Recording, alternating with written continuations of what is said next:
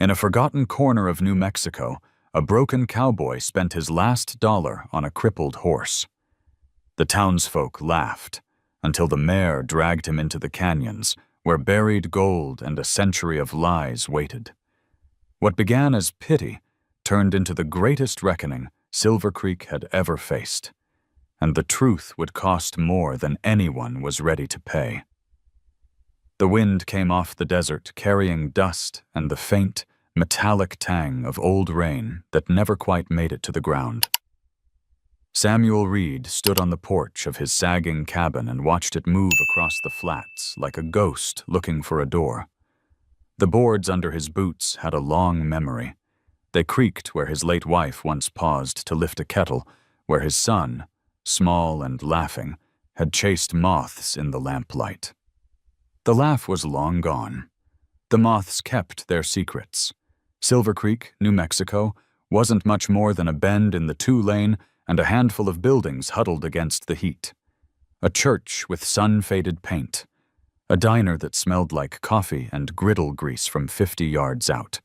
A hardware store with a cracked bell that rang when the door stuck, which was most of the time. Beyond that, land, scarred and beautiful, as if the earth had been stitched back together by a hurried hand. Samuel knew every stitch. He had ridden its seams when he was young and sure, and when the world still answered to his voice. Now he spoke mostly to Rusty. Rusty was a one-eyed hound with a coat the color of old coins and a patience that made you believe in better angels. He lay at Samuel's feet, chin on paws, watching the horizon like a sentry who knew the enemy wasn't out there so much as inside time itself. They fit together, the man and the dog, two creatures who'd outlasted most of what had defined them. "Wind's turning," Samuel said, rubbing the scar on his forearm where a sorrel colt had once left him a memory. "Gonna bring grit into the cracks again." Rusty's ear ticked. Approval, maybe. Or just acknowledgement that sound still mattered. Inside the cabin, everything had its place because that's how you keep a small world from coming apart. The stove was clean, because even beans taste better when you respect the pot. The bed was narrow, the quilt patched in neat squares by hands Samuel still felt in the dark before sleep. On the far wall hung a faded photograph. A woman with steady eyes, a boy with his mother's mouth, a man who looked a little like the one on the porch, and a little like someone else entirely. Samuel looked at that picture each morning to measure the distance between his then and his now. He made coffee thick enough to slow thought and drank it on the steps while the day gathered itself. Morning at the edge of the desert comes like a reluctant favor.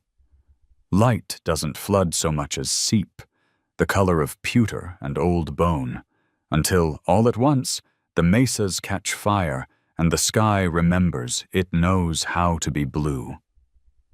Birds stitched quick, bright lines from fence post to fence post. A truck growled somewhere near the highway, then faded, leaving the quiet to resettle like dust. Work made the hours keep their shape. Fences needed mending even when no one asked. Saddles wore through where the past met the present, and Samuel's hands could give them another season. He carried the leather smell home with him, honest and simple, the way sweat can be a prayer when you don't have words for one. People in town knew him in the way you know a weathered sign on a back road. You pass it, you recognize it, you can't say exactly what it says anymore. At the diner, Mrs. Alvarez poured his coffee before he sat, like muscle memory. Sheriff Dean tipped his hat with the careful friendliness reserved for men who keep to themselves. Teenagers stared because solitude is a thing you can't understand until it fits your shoulders. Everyone had a version of Samuel Reed. None of them were wrong, exactly. and none of them were true enough. He walked the aisles of the hardware store that afternoon, touching boxes of nails, feeling their small, reliable weight through the cardboard. Old Man Tate leaned on the counter, glasses down his nose, radio murmuring a country song that played every hour because time in Silver Creek made circles, not arrows. "You hear about the auction tomorrow?" Tate asked, without looking up. Samuel nodded. The McCrae place. 40 acres of stubborn soil and a barn that always seemed one gust away from deciding it had given enough. Mr. McCrae had been good with horses and bad with money, an equation the land never solved for long. A fever took him in spring, and since then the bank had printed notices that curled in the heat and came loose from posts until Martha from the store stapled them back with a sigh that sounded like the end of something. "They're selling everything," Tate said. "Tools, a generator that runs if you talk nice to it, a couple saddles, even the stock. Shame of it." "Shame?" Samuel agreed. He sifted a handful of roofing tacks, let them drop like metallic rain. "You going?" "I'll stand around and make a fool of myself like everybody else." Tate finally looked up, one eyebrow raised. "You bidding on anything, Sam?" "Don't imagine so." "Good," Tate grinned. "Means I might get something cheap." On the way out, Samuel paused at the bulletin board where paper dreams went to curl and yellow. There were the usual notices: church bake sale, youth softball, a guitar teacher offering lessons in patience more than music. In the corner was a photo someone had tacked up of a long-ago rodeo. A horse, mid-buck, a man flying, dirt lifting in a reverent halo. Samuel didn't remember the picture being taken. He remembered the air. It had tasted like tin and adrenaline. It had carried the sweet-sour smell of horse and fear. He remembered the split second when everything held its breath. The crowd, the sky, the man. And then the ground had come up, hard and certain, and the world had asked what he had left.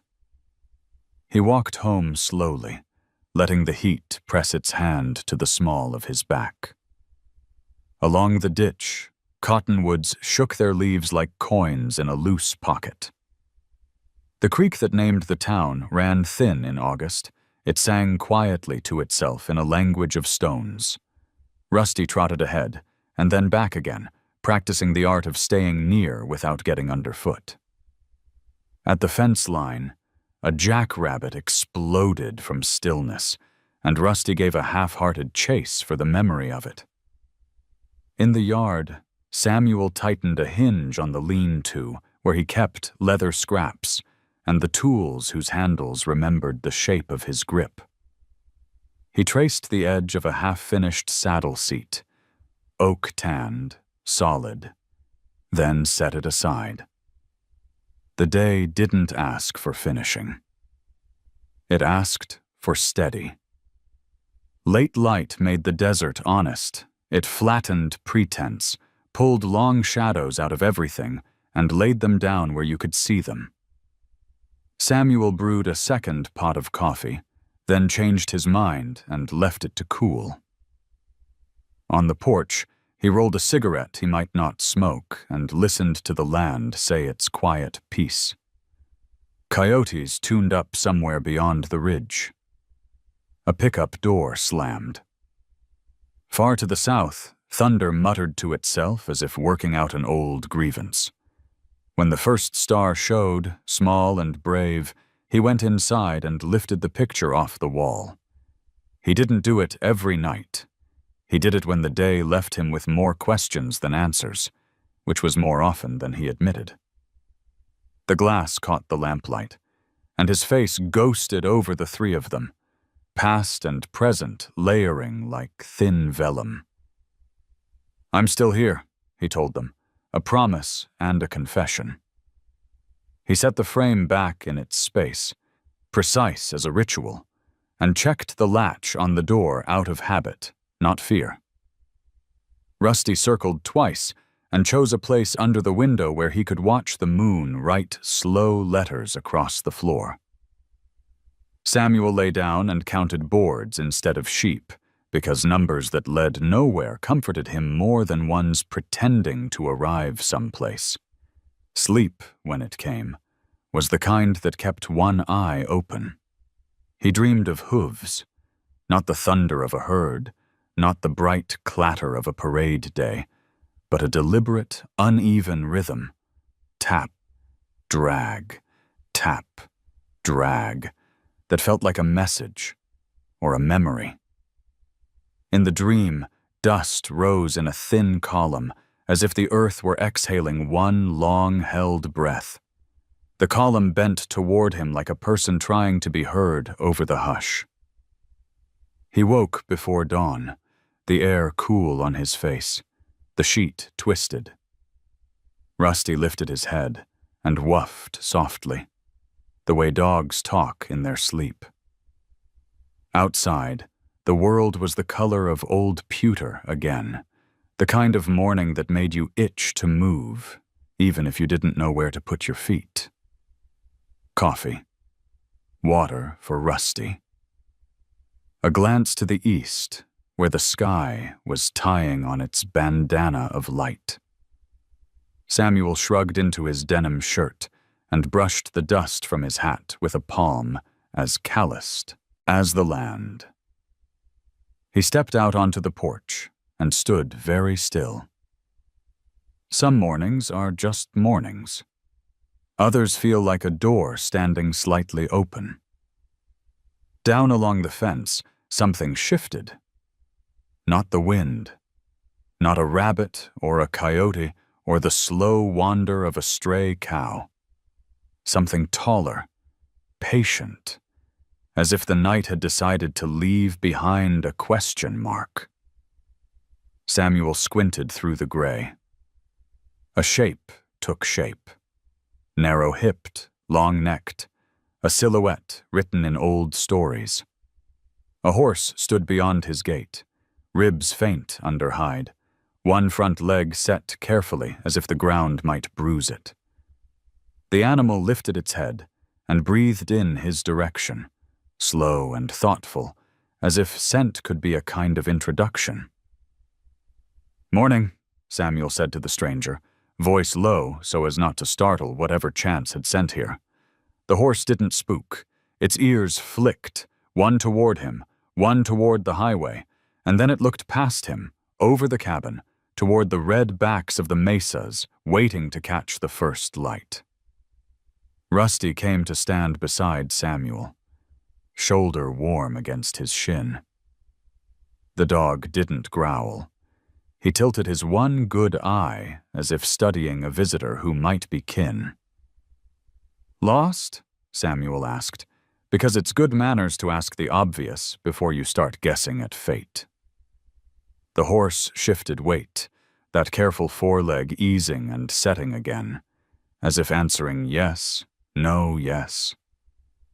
Up close now, Samuel could see a small white blaze on the animal's forehead. Not neat, not proud, more like a thumbprint smudged into the fur by a hurried hand. Scar tissue traced the tendon above the hoof. An old injury healed the way time heals. Enough, but not without a cost. A rope hung from the gate post where Samuel kept it, because on a ranch, even a small, stubborn one, you try to be ready. He took it slow, hand open, speaking nonsense in a tone that made sense. "Easy now. Nothing in a hurry here. We can take this one step at a time." The horse didn't back away. It didn't reach toward him either. It waited. In the pause between their breathing, something settled. The sun struck the far rim of the mesa then, a clean knife of light, and the desert lit like a lantern. The horse blinked, new day spilling over its face, then turned its head to look once more toward the red rock country, the way a person looks toward a town where they left one last errand undone, Behind the animal, at the far end of the road, a strip of dust lifted where the highway cut through. Samuel heard finally what the wind had been carrying toward him for the past day. The talk of people about an auction, and of the things they would take home that did not belong to them yet. He hadn't planned to go. He didn't plan much of anything anymore. But life has a way of placing a marker in your yard and asking whether you will ignore it. Samuel scratched Rusty's ear. "Reckon we'll have a look," he said, and the words surprised him not because he'd spoken them, but because of the small, bright pulse of interest they sparked in his chest. He hadn't felt that in a while. He hadn't missed it because he'd told himself there wasn't room for it. Turns out there was room, if you were willing to move something else aside. The rope made a soft whisper as he looped it in his palm. The horse watched, measuring him in the unhurried way of a creature who has learned patience the hard way. "If you're meant to be somewhere," Samuel said, "we'll see if we can get you there." The horse stepped forward, not a full stride, more like a decision. By the time the sun cleared the mesa, the desert had set the day in motion. Out on the two-lane, a pickup headed toward town with a trailer rattling behind it. Somewhere, a bell would ring too hard because the door stuck. Somewhere, flyers about an auction would lift and settle and lift again, waiting for hands to tear them down when the business was done. Samuel tied the gate, checked the latch twice out of habit, and stood for another breath beside the horse that had appeared like a thought. He didn't know its name. He didn't know its story. He knew only the good weight of the rope in his hand, and the sound of Rusty's steady breathing, and the particular way the morning felt like the beginning of something he had not ordered and could not send back. "Come on then," he said. "Let's go see what the day wants." The three of them, man, dog, horse, stepped into the thin road where tire dust rose to meet them, and Silver Creek, not yet awake enough to object, let them pass. The noon sun came down like it was trying to hammer the world flat. Heat shimmered on the dirt road leading into Silver Creek, and the air itself seemed to hum with it. Samuel Reed walked slow, his boots lifting little puffs of red dust, Rusty padding at his side. He hadn't meant to be here. Truth be told, he hadn't meant to be anywhere outside his cabin that day. But the shape of that horse at his gate the night before lingered in his mind, and something in him had stirred. The auction yard was already alive with voices when he arrived. The McCrae farm had been stripped bare, each piece of a man's life now tagged with chalk and offered to the highest bidder. A wagon sat on blocks, wheels leaning tiredly like old shoulders, ropes coiled stiff from sun and neglect, saddles whose leather had seen better days, lined up like retired soldiers waiting to be chosen again. The smell of sweat, horses, and dust was thick enough to taste. Families clustered in small groups, hats tipped against the glare. Children ran between legs, kicking up more dust and earning sharp calls from their mothers. Men with sunburned necks leaned on fence rails, squinting at livestock with the practiced eye of people who measured worth by muscle and bone. Laughter came in quick bursts, brittle around the edges, as if everyone knew they were circling someone else's misfortune and trying not to feel the weight of it. The auctioneer, a broad man with a face burned red as a branding iron, stood on a platform and shouted over the crowd. His voice carried the cadence of someone who had learned to sell rain to thirsty men. He held up tools, pots, even a box of mason jars, and the bidding started low, climbed, and fell off again. Samuel kept to the edge, the brim of his hat shadowing his face. He wasn't here to buy, not really. He told himself he came for the walk, for the sight of people moving about in a world he used to claim. But when the first horse was led out, his heart gave a little kick he hadn't prepared for. There were 6 in all. A chestnut gelding with good shoulders that would fetch decent money, a gray mare heavy with foal, a mule broad across the back, the kind that could drag a plow until sunset without complaint. One by one they were led past the crowd, each animal assessed in quick, mercantile glances. Then came the last. A sorrel mare, ribs showing, coat dull as if dust had settled under the skin itself. She carried her head high, though, and in her dark eyes burned a quiet defiance. Her left foreleg dragged slightly with each step, an old injury that made the crowd shift uncomfortably. Everyone saw the limp and stopped seeing anything else. The auctioneer's voice faltered for the first time. "Now here we got a mare, gentle enough, but you can see her condition. She ain't gonna win no races, folks. Might do light work, might teach the young'uns to sit a saddle." His words hung in the heat, like a half-hearted apology. Silence followed. The mare stamped once, as if insulted, and the sound echoed in Samuel's bones. He watched her shift weight, saw the way she favored the good leg, yet still kept her neck arched proud.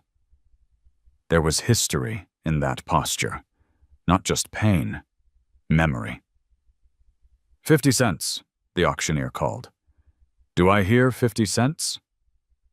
No answer. 40, then? 30?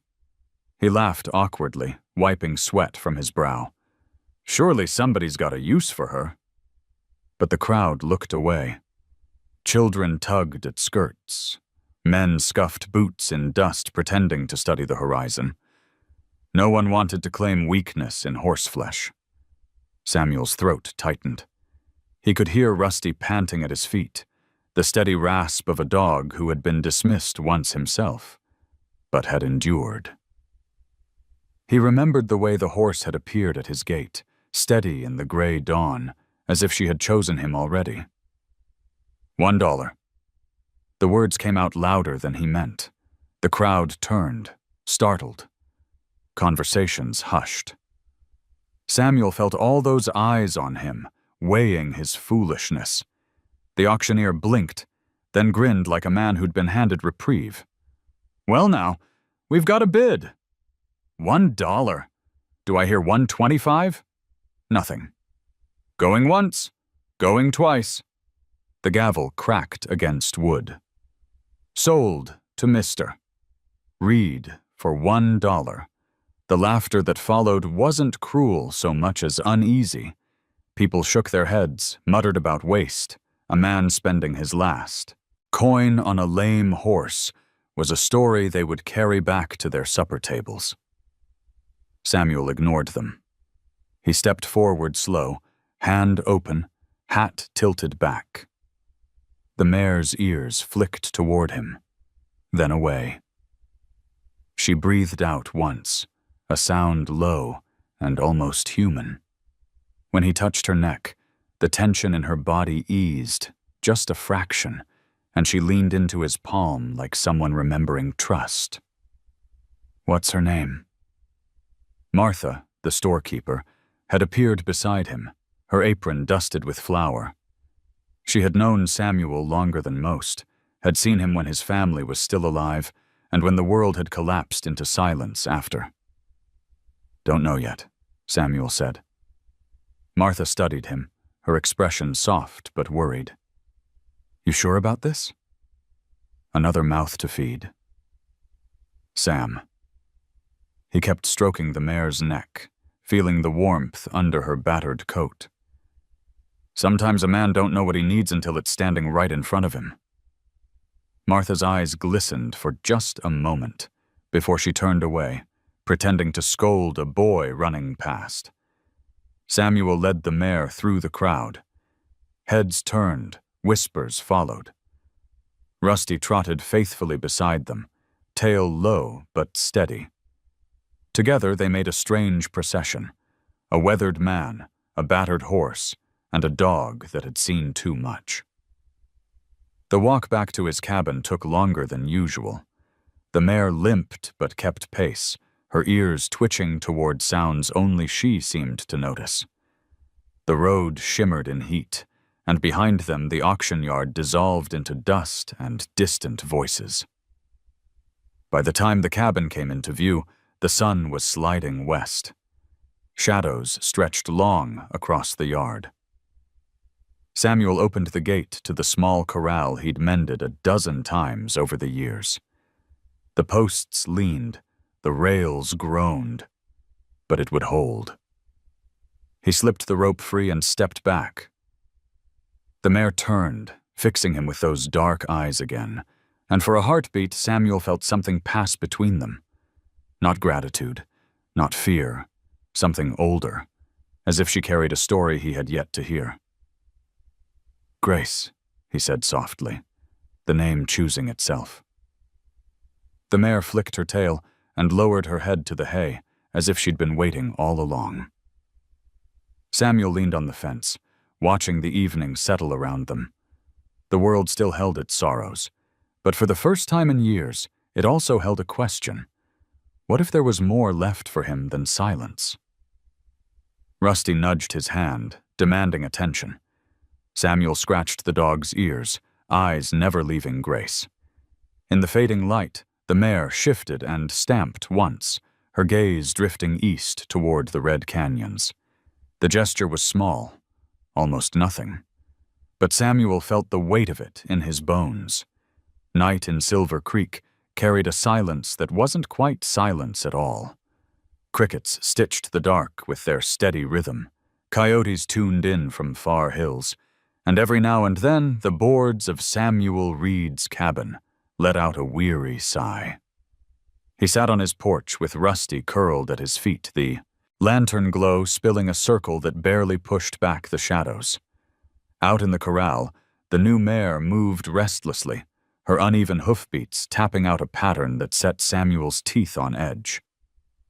He had named her Grace, though the word still felt tentative on his tongue, as if names had to earn their place the way people did. Grace paced the rail, pausing to stare east, where the dark canyons cut blacker shapes into the horizon. The injured leg kept her from moving easily, but she didn't seem to mind the ache. It was purpose that drove her, not comfort. Samuel leaned forward, elbows on his knees, and watched her with the same wary attention he might give a storm cloud building on the mesa. "Settle now," he murmured, voice carrying across the yard. "Ain't nothing out there but stone and dust." But Grace only tossed her head, the blaze on her forehead catching what little light there was, and Samuel felt the hollowness in his chest shift. He hadn't wanted to care. He'd told himself he was simply keeping another stray from being discarded.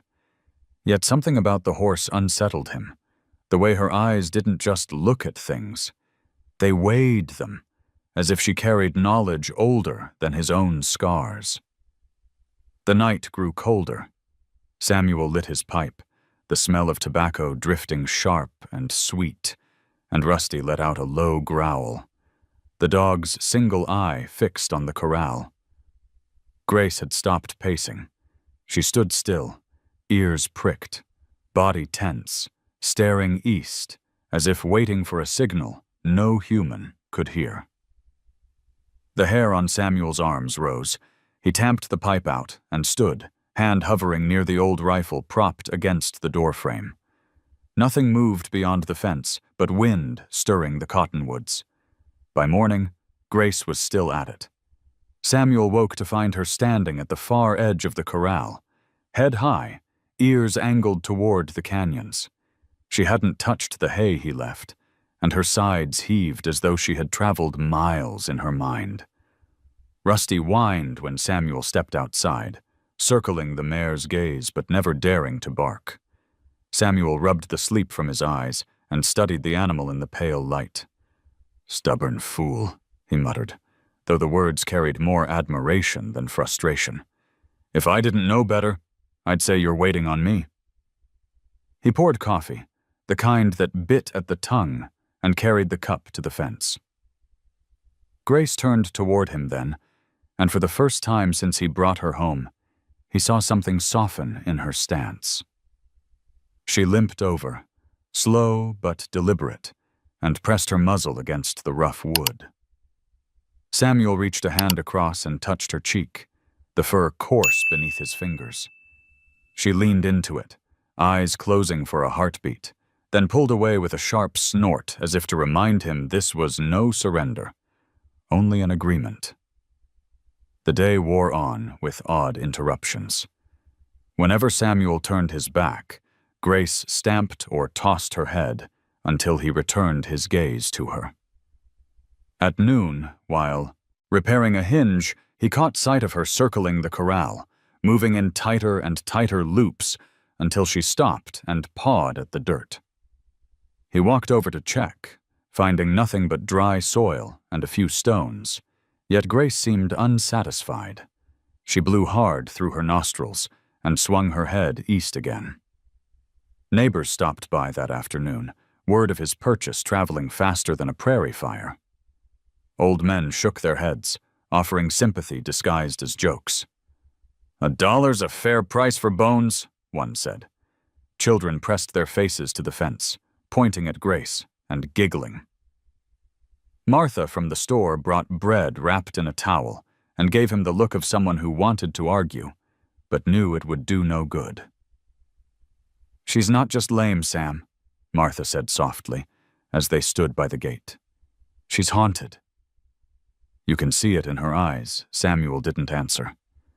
He only watched Grace, who stood with ears pricked, staring at Martha with a calm so intense it silenced the children's laughter. Even Martha fell quiet, shifting uncomfortably before pressing the bread into Samuel's hand and leaving with a quick goodbye. That night, sleep didn't come easy.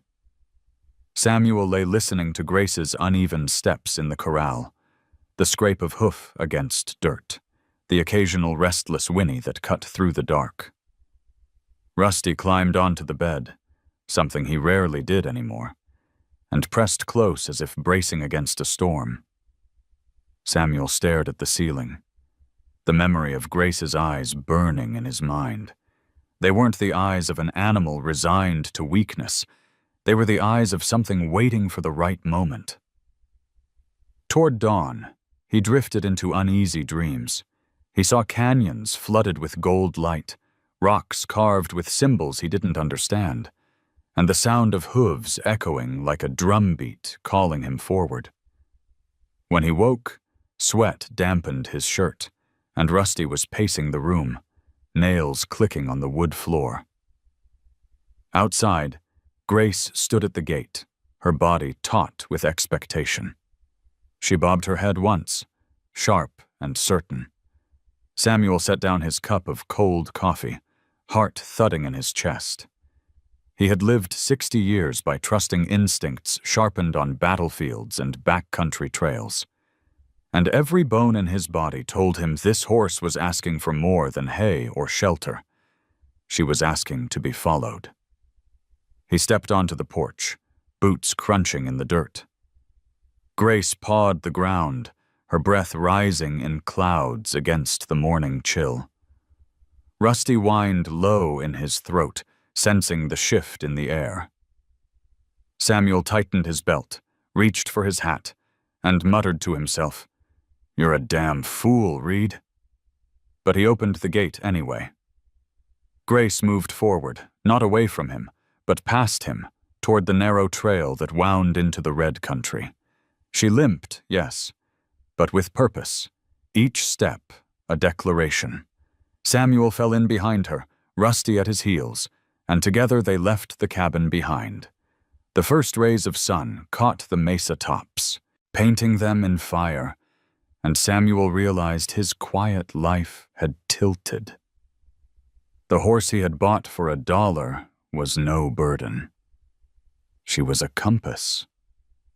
And wherever she meant to lead him, he no longer had the strength, or perhaps the desire, to turn back. The morning air clung cool against Samuel's skin as he followed Grace away from the small cabin and into the open country. Rusty padded at his side, tongue lolling, tail held low, as though even the old hound understood they were crossing into something beyond ordinary. The trail began as a simple cattle path, cut shallow into the earth by hooves long gone, but Grace moved with a certainty that unsettled Samuel. Her limp slowed her pace, but never her direction. She walked as though each stone and bend of sagebrush had been memorized years before. The red rock canyons loomed on the horizon, their jagged backs catching the early light. They looked like giant altars, carved by wind and time, stained with secrets. Samuel's boots crunched on gravel, the sound swallowed quickly by the vast quiet. It was a silence that pressed against his chest, filled with weight. He had traveled these parts before, back when his back was straight and his voice carried more hope than smoke. Yet he couldn't recall ever being drawn this far east without a reason, and now he was being led by a horse bought for $1. "Damn fool," he muttered under his breath. But he didn't stop. Hours stretched, the desert offering no shade, only the sharp scent of juniper and the rustle of dry grass. Grace climbed a ridge, favoring her bad leg but never faltering, and Samuel followed, sweat already streaking down his temples. Rusty trotted ahead, stopped to sniff at jackrabbit burrows, then returned, restless. The dog's ears pricked, uneasy, as though the canyon wind carried something older than prey or predator. At the ridgetop, Grace paused. She lifted her head, ears forward, nostrils flaring wide, as if she could drink in the landscape. Samuel rested a hand on his hip, breathing hard. Before them stretched a narrow gorge, hidden between shoulders of sandstone. The opening was barely wide enough for a horse, half concealed by fallen boulders. Grace stepped toward it with no hesitation, hooves knocking pebbles loose, her shadow thrown long across the stone. Samuel swore softly. He had ridden with scouts during campaigns in rougher terrain, and he knew the kind of country that swallowed men whole. Yet there was no question in Grace's movement. She threaded through the opening, her limp pronounced on the uneven ground, but her pace steady as prayer. The gorge opened into a hollow canyon floor, wide enough for 20 men to camp. Cottonwoods grew near a shallow spring that seeped from the rock face, and the air felt cooler, as though the canyon itself had preserved a pocket of mercy. But Samuel's eyes weren't on the trees or the water. They followed Grace as she crossed the clearing and stopped at a patch of earth, darker than the rest, as though shadow clung there even in full daylight. She pawed at the ground, striking the soil with her good hoof, then stepped back and fixed Samuel with that gaze again. Dark, intelligent, unsettling. Samuel felt the weight of her expectation. He set down his pack, knelt, and began to scrape at the ground with his hands. The earth came loose easier than it should have, as though it had once been disturbed and hastily covered.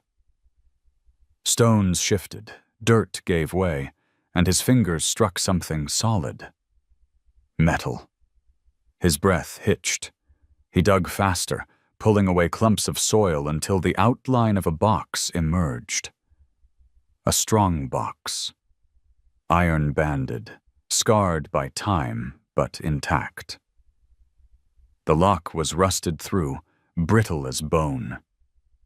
Samuel rocked back on his heels, staring at the thing like it might bite. "What in God's name?" His voice came rough. Rusty circled the box, whining low. Grace lowered her head, snorted once, and then turned to drink from the spring, as though her task was done. Samuel reached for a stone and struck the lock. It crumbled under the blow, falling in flakes of rust.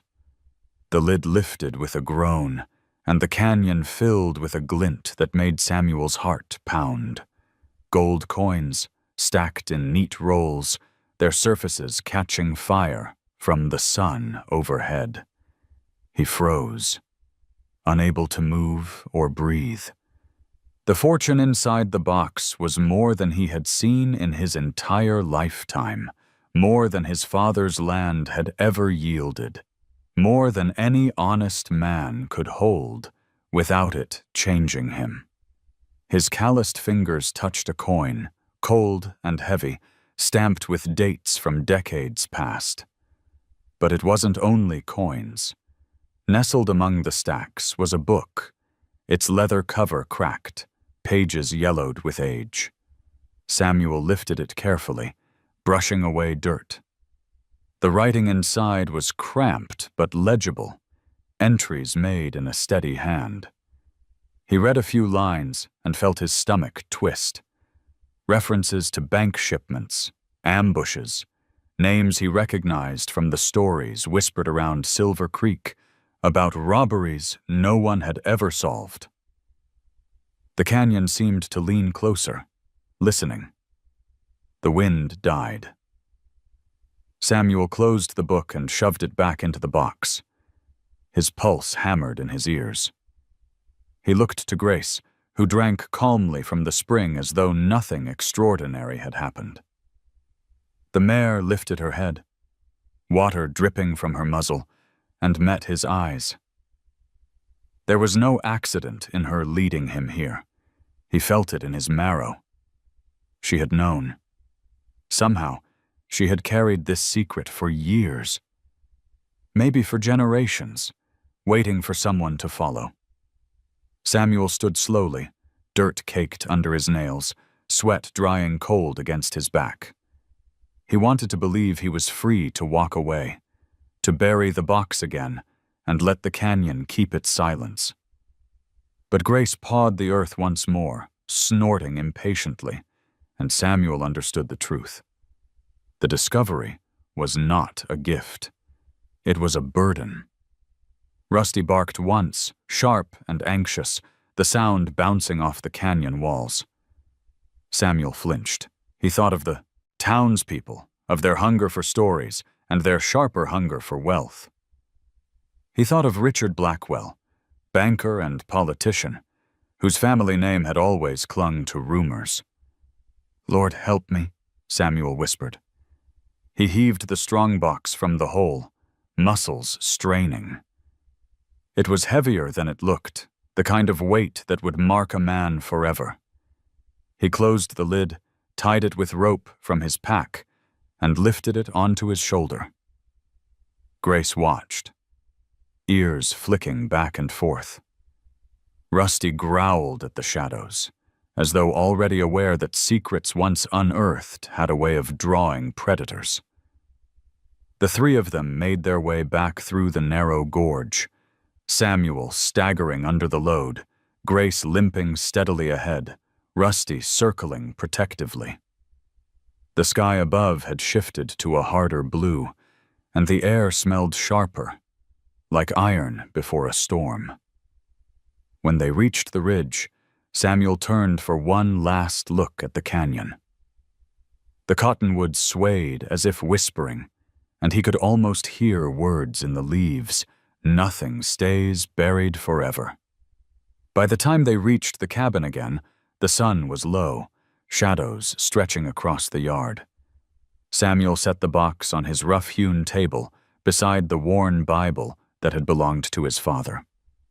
Gold and scripture side by side, the weight of two different kinds of truth. Grace stood at the fence, her dark eyes still fixed on him. She gave a low whinny, soft and almost mournful, then turned east once more, ears pricked toward the canyons as though reminding him this was only the beginning. Samuel sank into his chair, chest heaving. Rusty lay at his boots, restless. The strongbox gleamed in the fading light, each coin a small sun. Samuel rubbed his face with both hands, exhausted. He knew, with a clarity that shook him, that life would never return to what it had been the morning before. Grace had carried him into the canyons and shown him something he wasn't meant to see, or perhaps something he had been chosen to see. And choices, he realized, would come faster than he was ready for. The strongbox sat on Samuel Reed's table like a coiled animal, its presence altering the air inside the cabin. The lamplight caught the edges of the coins within, and they gleamed with a fire that seemed both beautiful and accusatory. Samuel poured himself coffee, though his hands shook, sloshing some across the wooden boards. Rusty paced the floor, nails clicking a restless rhythm, while Grace shifted uneasily in the corral outside, her hoofbeats punctuating the silence like an impatient drum. Samuel pulled the cracked leather journal from the box, turning it over in his hands. The cover was stiff, scarred by time, and when he opened it, the smell of old ink and dust rose like a whisper from the grave. The writing inside was cramped and careful, each line pressed deep into the page as though the man who wrote it had been desperate to ensure he was heard. The first entry stopped him cold. It mentioned a shipment, gold coins bound, for banks across the territory, guarded by lawmen who never made it home. Samuel leaned closer, the lamplight trembling across the faded script. The words named places he knew: Santa Fe, Albuquerque, even Silver Creek. His gut tightened. He had grown up hearing the stories of robberies on lonely trails, of men who vanished into the red country with wagons heavy from blood and fortune. None had ever been solved. As he read further, the entries grew darker. Names appeared. Outlaws long dead, lawmen betrayed, and one name that caught his breath: Jebediah Blackwell. The handwriting described him not as a respectable banker's ancestor, but as a calculating thief, a man who used his position in finance to plan robberies, feeding information to gangs, while keeping his hands outwardly clean. Samuel shut the journal with a snap, his pulse loud in his ears. He sat back, staring at the strongbox. The discovery was no mere treasure. It was evidence, heavy with accusation, carrying the kind of truth that could unravel the foundations of Silver Creek itself. He thought of Richard Blackwell, the current banker, whose handshake was always just a little too firm, whose smile never quite reached his eyes. The family had owned the land around town for decades, their influence woven into every debt and deed. If this journal was right, their fortune had been built on theft and death. Rusty whined, pressing against Samuel's leg. He rubbed the dog's ear absent-mindedly, eyes fixed on the box. "What the hell am I supposed to do with this?" he asked the room. Outside, Grace whinnied, low and insistent. Samuel rose, carrying the journal with him, and stepped out into the night. The stars had burned through the black sky, cold and sharp, and the horse stood at the edge of the corral, ears pricked east again. She tossed her head when he approached, snorted as if scolding him for sitting too long with doubts. "You brought me to it," he said, holding the journal where she could see. "You knew." Grace stamped her good hoof once, a sound that echoed through the yard. For a moment, Samuel felt the line between man and beast blur. She was not merely reacting, but communicating, pressing him forward toward something larger than his solitude. The following morning, Samuel carried the journal into town. He needed perspective, and there were few in Silver Creek he trusted. He walked to the diner first, where the smell of bacon and coffee wrapped around him like memory. Mrs. Alvarez greeted him with a nod, but the conversations hushed slightly when he entered, eyes following the man who'd spent his last dollar on a broken horse. He ate quickly, ignoring the whispers, then stepped back into the glare of the day. Instead of turning home, he found his boots carrying him toward the old library room tucked behind the church. Miss Clara Dawson, the schoolteacher, was inside, cataloging a stack of donated books. She looked up, surprised. "Mr. Reed," she said. "I can't recall the last time I saw you here." Samuel cleared his throat, awkward. "Looking for something old. Records, maybe. About robberies. Banking." Her brow furrowed. "That's a peculiar request."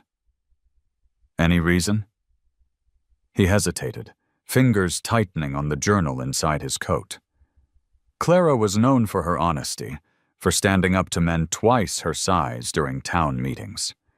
If there was anyone who might help him untangle the storm he'd stepped into, it was her. But showing her the journal meant trusting her with a secret that could cost them both. Before he could answer, the door creaked open and Sheriff Dean Porter stepped in, tipping his hat. "Morning, Sam." Miss Dawson. His pale eyes lingered on Samuel longer than courtesy required. "Heard you were at the auction yesterday. Folks say you bought yourself a lame horse." His smile was thin. "Interesting choice." Samuel shifted, heat crawling the back of his neck. "Didn't figure it was anyone else's concern." "Maybe not." The sheriff's gaze dropped briefly to Samuel's coat, where the journal bulged, then back up. "But sometimes choices have consequences." He tipped his hat again and left, boots echoing on the porch. Clara watched the door close, then turned back to Samuel, her expression sharper. "What are you carrying?" Samuel drew the journal slowly, setting it on the table between them. Clara opened it, scanning the brittle pages, and her lips parted as she read. This could change everything." Her voice trembled with both awe and fear. "If it's true, if this is what it looks like, the Blackwell family has lived off blood money for generations." Samuel nodded grimly. "Grace led me to it, dug me straight into the past." Clara looked up, eyes wide. "Then you've stepped into something you can't walk away from." "And neither can I." The bell of the church rang outside, calling the faithful to midday prayer. But inside that dusty library, Samuel Reed felt the weight of something larger than faith pressing down on him. The journal was more than paper. It was a ghost, of crimes unresolved, of voices silenced, demanding to be heard. Grace had uncovered a story buried in stone. Now it lived in his hands, and he knew it would not let him rest. The following nights carried no peace. Samuel Reed lay in bed, listening to the timbers of his cabin creak, to Rusty's low growls whenever the dog caught a scent on the wind, and to the restless shifting of Grace in the corral. Sleep came shallow, broken by the weight of the journal and the strongbox that now lived under his roof. He had hidden the box beneath loose floorboards, but the truth of it seemed to glow through the wood, a presence that could not be concealed. On the third evening, as dusk bled into the hills, Samuel stepped onto his porch with his rifle across his knees. He had not done this since his soldiering days, sitting watch, listening for movement in the dark. The Sahum, desert usually filled with familiar nighttime music, seemed too quiet. Then Rusty stiffened beside him, hackles raised, one eye fixed on the tree line. Samuel followed the dog's gaze and saw it, A glimmer of light, the brief flare of a match. Someone was watching from the brush. He stayed motionless, waiting. Whoever it was had the sense not to move again, but Samuel knew better than to doubt his eyes. Silver Creek wasn't the sort of town where strangers hid in shadows without reason. And he could think of only one reason now: the strongbox. The next morning he walked into town, the journal heavy under his coat. Conversation stopped when he passed. Some of it was old habit. Folks had long considered him an oddity. But there was something sharper now. Something expectant. At the general store, Martha pulled him aside and lowered her voice. "You've stirred something, Sam. People are talking. Some say you found more than a horse out there." He tried to brush it off, but Martha's eyes searched his face, and he saw worry there. She leaned closer. "Be careful who you trust. The Blackwell name still commands fear." Samuel nodded, carrying her warning with him as he left. When he returned home, the unease grew. Grace stood tense in the corral, ears swiveling constantly toward the ridge, nostrils flared. Rusty prowled the yard instead of lying in the shade, his nose low to the ground. Samuel checked the floorboards where the strongbox lay hidden and felt the chill of realization. Someone had been inside. A chair was nudged an inch from its place, a nail jar shifted on the shelf. Nothing was missing, but the subtle rearrangements shouted louder than theft. That night, smoke drifted across the yard. Samuel rushed outside, rifle ready, to find the old haystack at the back of the corral smoldering. He beat the fire out with a blanket, coughing from the acrid stench. Grace stamped and whinnied, wild-eyed from the flames, while Rusty barked furiously at the darkness beyond the fence. The fire had been no accident. It was a warning. He sat on the porch until dawn, rifle across his lap, the journal open beside him. He read by lantern light to keep his mind steady. One entry described a wagon ambush not far from Silver Creek, a crime never solved, though whispers had lived in the town for decades. The journal noted that Jebediah Blackwell himself had overseen the spoils. Samuel's jaw tightened. The Blackwell Empire, from its grand house to its sprawling ranch lands, had roots tangled in blood and gold. When daylight came, Clara Dawson appeared at the gate, dust on her skirts from the walk out of town. "I heard about the fire," she said, concern etched on her face. "Sam, you're being pushed. They want you to feel cornered." He gestured to the journal. "This proves too much. They'll come harder now." Clara's eyes hardened. "Then we can't face this alone. If the Blackwells built their fortune on murder, people deserve to." "No." Her resolve gave him pause.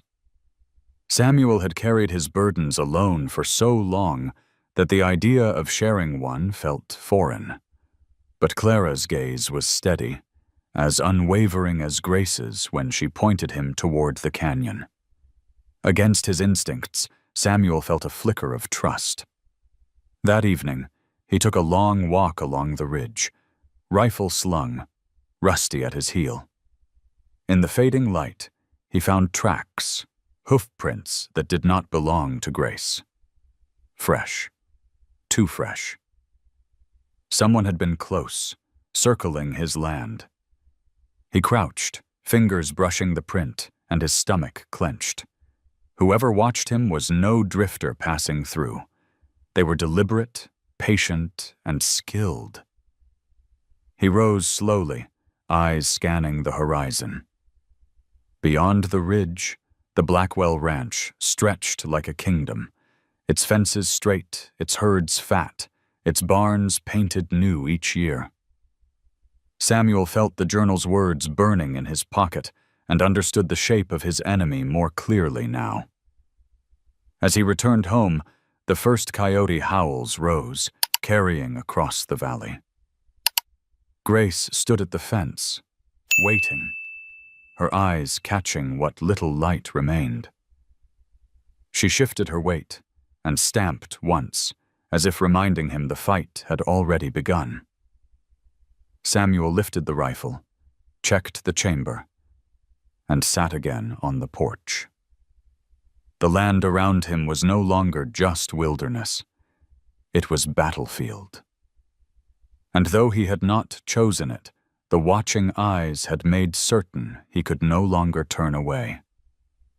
Clara Dawson had lived in Silver Creek for 3 years, long enough for the town to measure her with careful eyes, and longer still to realize she wasn't leaving.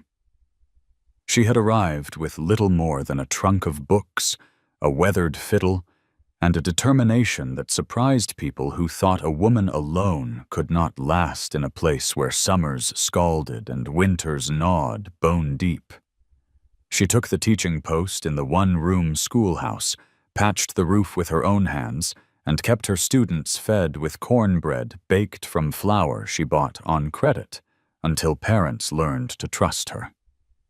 Samuel Reed had noticed her, though he seldom admitted it.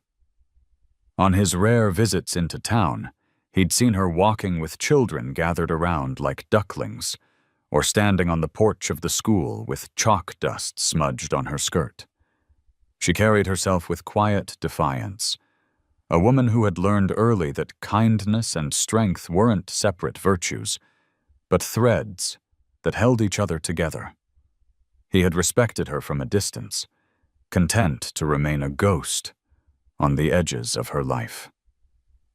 Now, with the journal weighing heavy in his pocket and the strong box hidden under his floorboards, she was standing in his yard. Grace lifted her head when Clara approached the gate. The mare snorted once, then fell uncharacteristically calm, as though she recognized something in the school teacher. Rusty, always wary of strangers, gave a single bark, but soon wagged his tail, circling Clara's boots like an old friend. Samuel watched, unsettled by how quickly both animals accepted her. "I had to come," Clara said, brushing dust from her sleeves. "The sheriff's men have been asking questions." "They say you've been seen carrying something out of the canyons. I thought you should know." Samuel tightened his jaw. "They've been watching me for days. I reckon they already know more than I'd like." Clara's gaze sharpened. "And do they know what you found?" He hesitated, then pulled the journal from his coat and set it on the porch rail. She opened it without fear, flipping through brittle pages with a reverence that bordered on awe. Her lips moved silently as she read, and when she looked up, her face had paled. "This isn't just history," she whispered. "This is testimony." This proves what families like mine always suspected, that the Blackwells didn't build their wealth on honest work. Samuel studied her. "Your family?" Clara nodded. "My great-grandfather owned a small ranch outside Las Cruces. He borrowed from a bank connected to the Blackwells. After one of those robberies, he lost everything. We grew up on stories of betrayal, of debts that were never meant to be repaid. My father said the Blackwell name was cursed with stolen blood. Reading this," she tapped the journal with trembling fingers, "is like hearing his voice again." The confession in her tone struck Samuel harder than any accusation.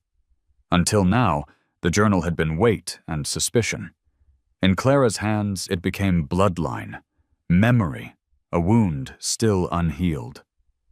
He poured her coffee from the pot on his stove. They sat together on the porch steps, the desert opening before them, silent except for Grace shifting in the corral, and Rusty sighing at their feet. Samuel explained what had happened. Grace leading him into the canyon, the unearthed strongbox, the fire set near his corral. Clara listened without interrupting, though her knuckles whitened around the cup. When he finished, she spoke carefully. "If you think this will stay quiet, you're wrong. The Blackwells won't allow anyone to threaten their legacy. Richard is ruthless. If this journal reaches the wrong hands, you won't be the only one in danger. But if it reaches the right ones—" She trailed off, eyes searching the horizon as if weighing the scale of risk and justice. Samuel rubbed the back of his neck. "I spent my life fixing what's broken. Saddles, fences, the odd machine. But this," he gestured toward the journal, "this is too big for me." Clara's eyes caught the fading light. "Then maybe that's why you weren't meant to carry it alone." Her words settled into the air like a vow. For the first time in years, Samuel felt the presence of something larger than his own solitude. An ally. As evening crept over the valley, Clara rose to leave. Grace nickered softly, following her to the gate, and Rusty whined as though reluctant to let her go. Samuel walked her to the road, his boots crunching, in the gravel. "Be careful," he said. "The men who lit that fire will try again." Clara met his gaze squarely. "Then let them. I've lived my whole life under shadows cast by their kind. If it's time to face them, I won't run." Her figure grew smaller against the glow of town lanterns in the distance. Samuel lingered at the fence, watching until she vanished. Grace moved closer, pressing her muzzle against his shoulder. He stroked her neck absently, the unease in his chest tempered by a strange calm. In Clara Dawson, he had found more than a confidant. He had found proof that the story Grace carried in her bones wasn't meant for him alone. It was meant for those who had suffered, those whose families bore scars etched by greed and blood. The night darkened, but for the first time in years, Samuel didn't feel entirely alone beneath it. The battle ahead was no less dangerous, yet now the path felt shared. And that, he realized, made all the difference. The morning after Clara Dawson's visit, the world felt different. Samuel Reed woke to the sound of Grace pawing at the corral, her hooves drumming a steady beat against the hard earth. It wasn't the nervous pacing of earlier nights. This was insistent, deliberate, like a summons. Rusty whined from the doorway, his one good eye flicking between Samuel and the mare as though urging him to pay attention. Samuel strapped on his boots and stepped into the yard. The air smelled of mesquite and dust, and a hawk circled overhead, its cry slicing through the quiet. Grace tossed her head toward the eastern hills, the same direction she had always watched. But this time she wheeled and stamped at the ground inside the corral. She was pointing to something closer. He crossed the fence, his hand brushing the rough wood, as if to ground himself. The mare backed away, leaving a patch of earth scuffed raw by her hooves. Samuel crouched, pressing his palm to the soil. It felt looser than the packed ground around it. He fetched a spade from the shed, then began to dig. Rusty barked once, sharp and uneasy, as clods of dirt gave way. The spade struck wood. Samuel froze, heart lurching. He cleared more soil until the outline of a small crate emerged, its boards rotted but intact enough to hold together. Pulling it free, he carried it to the porch. Grace nickered softly, almost approving, then returned to the fence line to stare toward the hills again. Inside the crate lay a bundle wrapped in oilcloth. Samuel unwrapped it with careful hands, revealing a scatter of documents, faded letters, hand-drawn maps, and ledger sheets stamped with seals that had not been used in decades. He lifted one page and read aloud, voice low. Deposit records, withdrawals, names. His gut tightened. The names belonged to families he knew, some who had vanished generations ago, others whose descendants still walked the streets of Silver Creek, living quiet lives with no knowledge of what had been stolen from them. Among the papers was a letter written in hurried script. It spoke of betrayal, of a partner in the Blackwell family who had orchestrated not only robberies, but the murders of men meant to guard the shipments. Samuel's mouth went dry. It confirmed what the journal had hinted at. The Blackwells had built their foundation not on cattle or banking skill, but on orchestrated bloodshed. By the time Clara arrived that afternoon, the documents lay spread across the table beside the strongbox and the journal.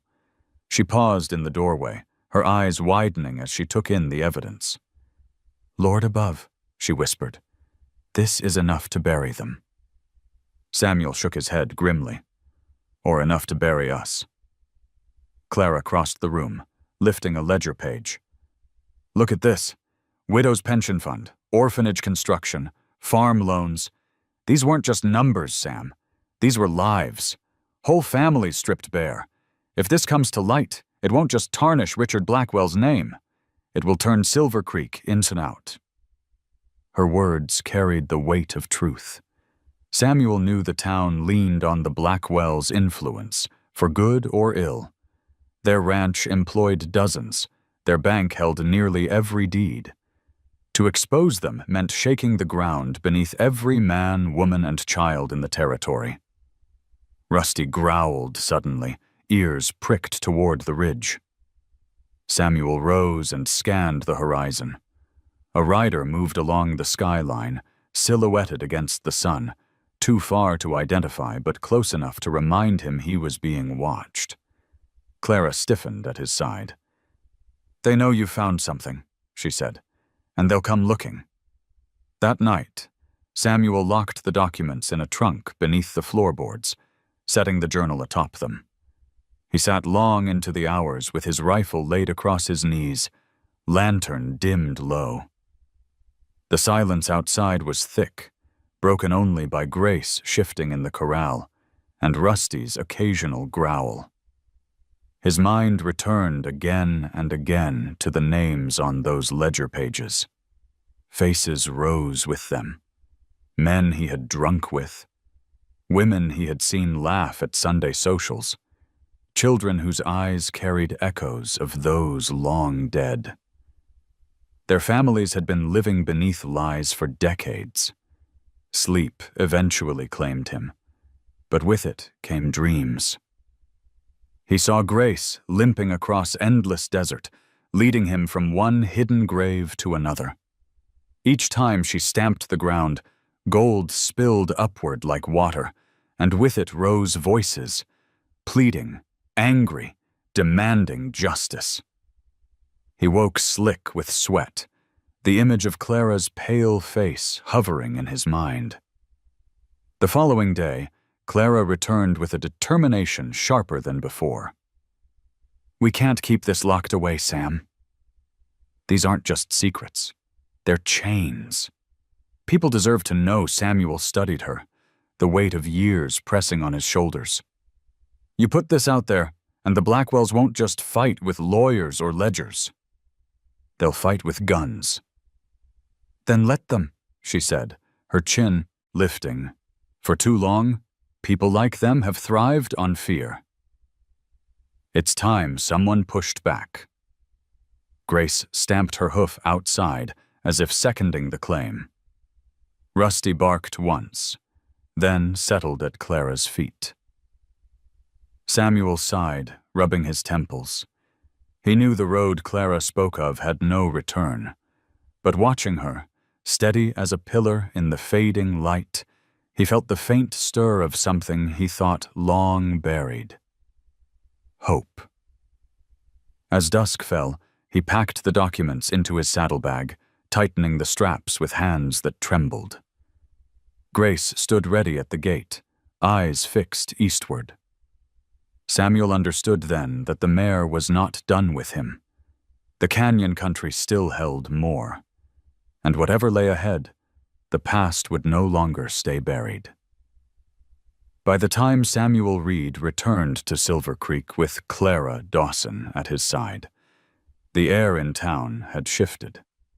It was not just the heat rolling off the dust-blown streets, or the scent of manure drifting from the livery. It was the way conversations hushed when he passed, the way eyes followed him with curiosity sharpened into suspicion.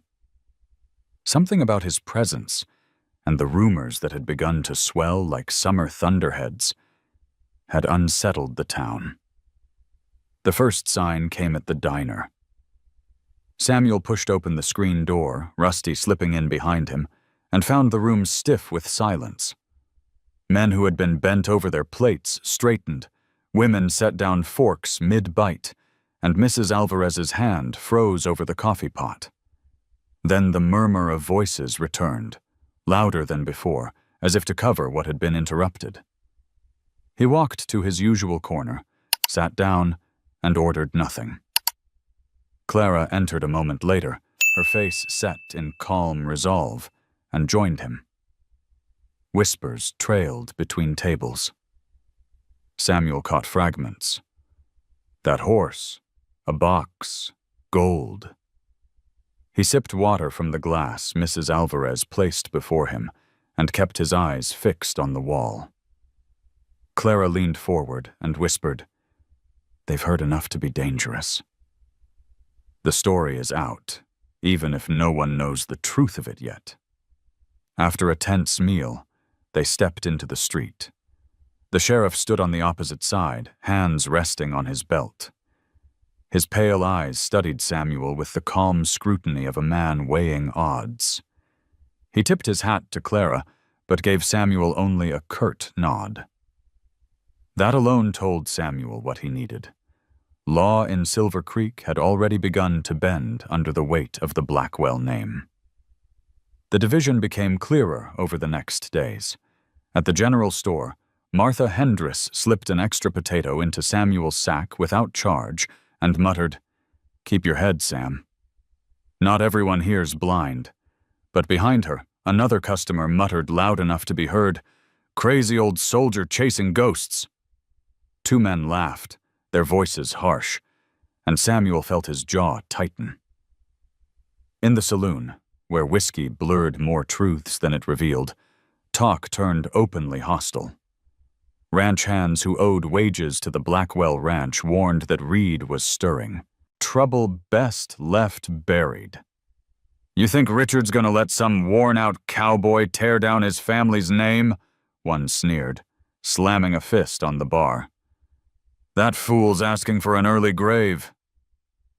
Yet in quiet corners, others leaned closer to whisper to Samuel when Clara wasn't near. "My grandfather lost his ranch after a robbery no one ever solved," one man confided. "If you've got proof, you best bring it to light." Another woman pressed a folded note into his palm, listing names of families who had carried debts passed down like curses, debts that tied back to the Blackwells. Hope flickered in their eyes, fragile as candle flame. The town was splitting along invisible lines, those who benefited from Blackwell wealth and those who had been crushed beneath it. Each side spoke louder, suspicion sharpening into anger. Samuel felt the shift most keenly at night. From his cabin porch, he could see lantern lights moving along the ridge, riders keeping watch. Once he heard the snap of a twig in the dark and raised his rifle, only to find a stray cow nosing through brush.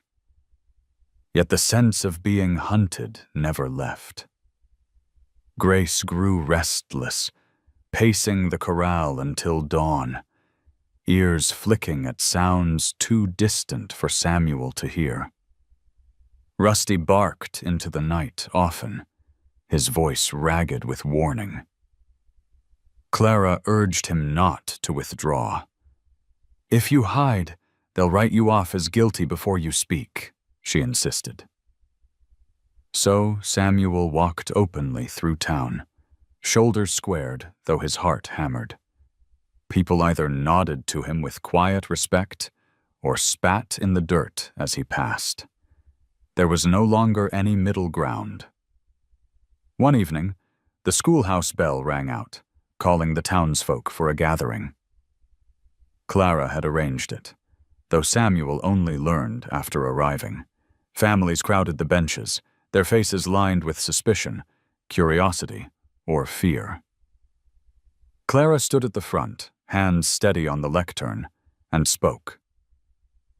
"Many of you have heard rumors," she began, "about discoveries in the hills, about questions raised concerning the Blackwell fortune. I tell you now, those rumors carry truth, and if we choose silence, we choose chains for our children." Murmurs filled the room, some angry, some hopeful. Samuel felt all eyes on him when Clara motioned him forward. He set the journal on the table, opened it, and read a passage aloud. Details of a robbery, names of men murdered, a share of gold carried off and hidden. The silence that followed was heavy enough to crush breath. Then Richard Blackwell himself entered, flanked by two of his hired men. His boots struck the wood floor with the confidence of a man who knew fear was his most valuable currency.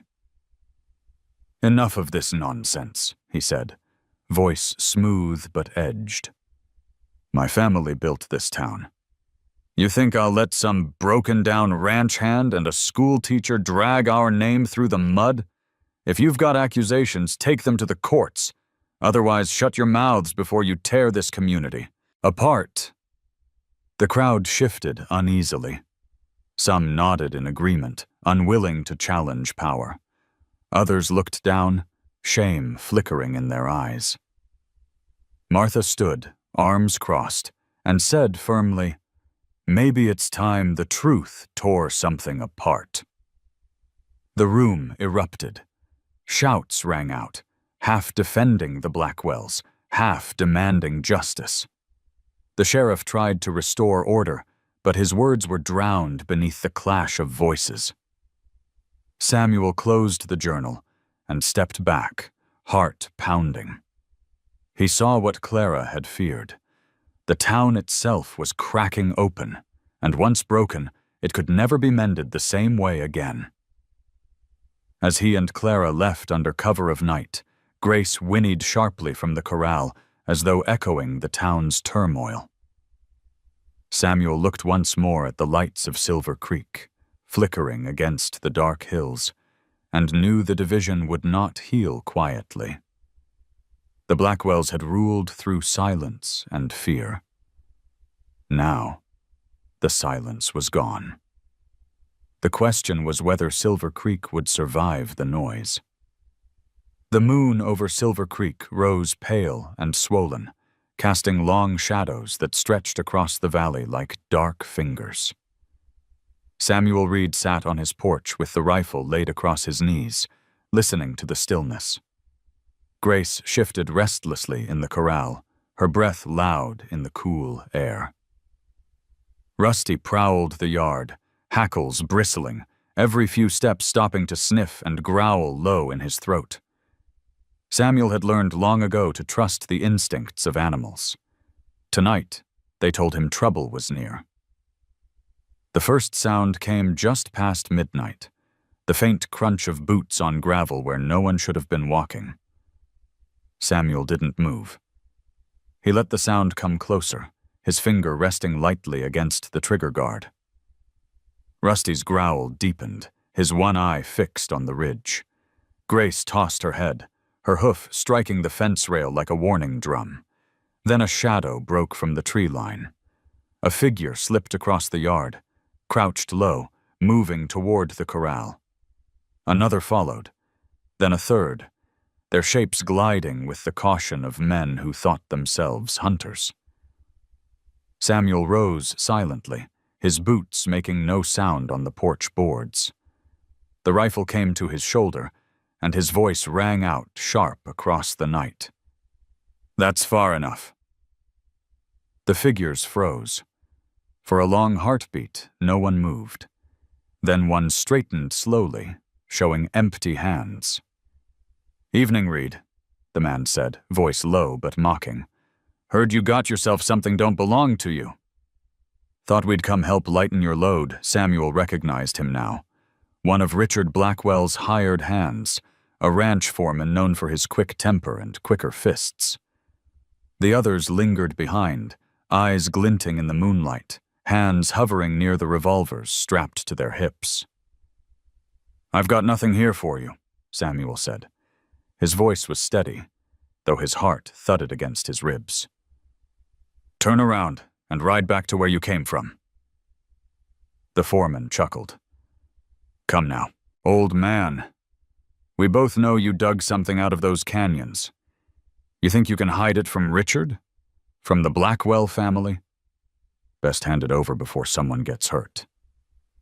Samuel's rifle never wavered. "You step 1 inch closer, and you'll find out what hurt feels like." Rusty barked then, lunging forward, teeth bared. Grace reared against the fence, her limp forgotten, her eyes burning with wildfire. The sudden eruption broke the stalemate. One of the men reached for his pistol. Samuel squeezed the trigger. The rifle cracked, the bullet striking the dirt a hand's breadth from the man's boot. Dust sprayed his leg. "Next one finds flesh," Samuel warned. The men faltered. The foreman's smirk faded, replaced by the cold calculation of someone weighing risk. Finally, he spat into the dirt. "You think this is over? You just drew your line, Reed, and the Blackwells don't forgive." He jerked his head toward the others, and together they melted back into the shadows, retreating toward the ridge where their horses waited. Samuel held his aim until the last hoofbeat faded into the night. Only then did he lower the rifle, shoulders tight with the knowledge of what he had just invited. The Blackwells would not stop. Tonight had been a test. The next time, they would come harder. Clara arrived at dawn, her eyes widening when she saw the churned earth and the burned lantern still hanging from the porch rail. Samuel told her what had happened in a few words. She listened, lips pressed thin, then touched the journal lying on the table inside. "This isn't just about you anymore," she said quietly. "They're coming because you have the truth. If we don't use it, they'll destroy you to bury it again." Her resolve pressed against his weariness. Samuel glanced through the window where Grace stood calm now, head lowered to the hay. She had carried him to the treasure, had stamped the ground until secrets rose. Now she seemed to wait for him to decide what to do with the weight she had placed in his hands. Rusty whined at the door, tail wagging, but ears pricked. The dog knew danger lingered just beyond the horizon. Samuel rubbed his face, feeling the grit of sleeplessness in his eyes. "I've fought wars, Clara," he said, "but this one's different. Back then, we knew the enemy. Now it's neighbors. Folks I've known my whole life." Clara laid a hand on his arm. "That's why it matters. If people like the Blackwells can twist the truth long enough, they'll make us all forget what justice looks like. Someone has to remind them." As the sun crested the hills, Samuel stepped outside once more. The valley lay bathed in golden light, but he felt the shadow of the night still clinging to his yard. He looked at Grace, at Rusty, at Clara standing firm despite the danger, and he knew the fight was no longer something he could put off. The Blackwells had drawn the first bloodless battle in the dark. The next would not end so quietly. The town of Silver Creek woke to another blistering morning, but Samuel Reed felt the heat in a different way. The encounter at his cabin still pressed against him like a bruise. The Blackwell men had come in the dark, testing his resolve, and though they left empty-handed, Samuel knew their next move would be bolder. Clara Dawson had been right. The journal and the documents could no longer remain hidden under his floorboards. The truth had to be dragged into the open, where shadows lost their power. Clara met him at the diner, her eyes sharp, her voice low. If the Blackwells will go as far as fire and threats, then there's more than money at stake. They're protecting something deeper. We need to know what Samuel studied her, the journal between them wrapped in a sackcloth. You're suggesting we go straight to their stronghold? She leaned closer. The bank. Where else would a family of thieves hide the bones of their past? Not in the open canyon where any man could stumble across it. They built their empire on lies, Sam, and empires like that keep their treasures close. The thought twisted in Samuel's gut. To break into the Blackwell Bank wasn't just reckless, it was suicide if they were caught. Yet Clara's words echoed the instinct stirring in him since Grace had led him to the first strongbox. The mare hadn't stopped pointing east, hadn't stopped stamping at unseen ground. She knew there was more. And now Clara's resolve mirrored the horse's persistence. Samuel's reluctance stood against two voices he couldn't ignore. That night, with the town shuttered against the desert wind, Samuel and Clara slipped into the square. Rusty padded silently at their heels, every sense on alert. Grace had been left behind at the cabin, her injured leg making stealth impossible, though Samuel felt her absence like a missing limb. Still, he carried the memory of her dark, insistent gaze as he approached the bank's heavy stone facade. The building loomed taller than anything else in Silver Creek, a monument to permanence. Its walls bore chisel marks from stonemasons long gone, and the iron bars across the windows gleamed in the moonlight. Samuel felt the weight of the town's debts pressing from within, as if every deed and mortgage were stored in the vault. Clara produced a set of skeleton keys she'd borrowed from an aging handyman who once worked for the Blackwells. "He doesn't trust them either," she whispered. "Said he'd rather these end up in honest hands than rust in his drawer." The key turned with a soft click, and the heavy door swung inward. They entered, lantern dimmed low, the air inside cooler and smelling faintly of ink and mildew. The main hall stretched before them, lined with teller windows and desks. It was quiet. Too quiet, the silence of money that had long since stopped belonging to those who earned it. Samuel moved toward the back, where the vault door stood, massive and unyielding. But Clara drew him toward a narrower stairwell descending below. "The Blackwells built this bank on the bones of something else," she said. "Look at the foundation. Older than the walls above. They used what was here before, and they buried their secrets in it." The stairs groaned under their weight. The basement smelled of damp stone, the kind of air that hadn't been disturbed in years. Their lantern flickered across crates stacked neatly against the walls, each marked with dates and numbers. Samuel pried one open with his knife. Inside lay bundles of paper, ledgers filled with lists of deposits, except the names were familiar. He traced his finger along the ink. Pension funds, orphanage accounts, family savings. The same names they'd seen in the canyon documents. Clara's breath caught. They never lost that gold. They stole it, laundered it through their own bank, and kept the ledgers to prove ownership. This isn't just theft, Sam. This is a cover so deep it swallowed generations. Samuel's hands shook as he lifted another ledger, heavier than the rest. Tucked inside its back cover was a sealed envelope, yellowed with age. He slit it open, revealing a letter written in a bold, steady hand. The words froze him where he stood. It was Jebediah Blackwell himself, writing to his heirs. In the letter, he confessed to orchestrating the robberies, naming the men he betrayed, justifying his actions as securing the future of the family.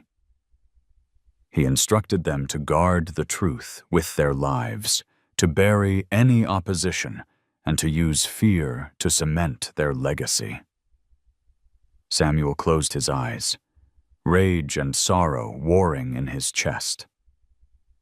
The Blackwell fortune was not merely born of theft. It was baptized in blood, preserved by intimidation, and handed down like an inheritance of sin. Before they could say more, Rusty growled, low and urgent. Samuel doused the lantern. Boots echoed above them, slow, deliberate steps. Someone else was in the bank.